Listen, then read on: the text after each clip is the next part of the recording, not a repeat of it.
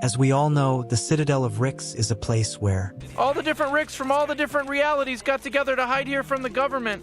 While it's true that some Ricks do come to the Citadel to hide, there are also quite a lot of them who simply come to have a good time or use the many handy services that the Citadel has to offer.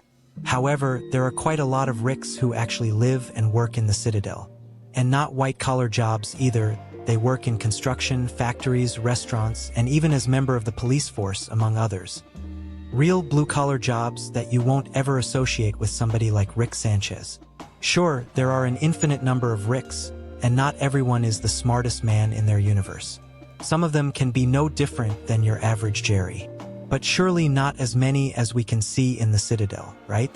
Even though they don't possess the intelligence of C-137, Ricks are supposed to be rebellious by nature. Fuck you! No. Fuck me! So why are there so many obedient Ricks in the Citadel? Well, the answer is quite simple. They are not the real Rick Sanchez. They are clones. Season 8, Episode 3 is the first episode that fully acknowledged the existence of these clones and their roles in the Citadel. You ever wonder why I'm an overweight Southern Railroad baron? See, I was cloned to be the mascot of a Citadel gumbo chain. In this episode, we see the Rick clones trying to rebuild the ruined Citadel. These Ricks have an identical appearance to the real one, though most of them end up finding their own unique style to differentiate themselves from their fellow clones. The biggest difference between them and the real Ricks, however, is their intelligence. Make no mistake, these clones are still smarter than the Mortys, but they are far from the real smartest man in the universe. Forget creating their own portal fluid, they can't even augment their own bodies or make advanced tech and weapons like the real Ricks. In the early days of the Citadel, the Council of Ricks likely realized that they couldn't run the whole Citadel with robots alone. They need workers.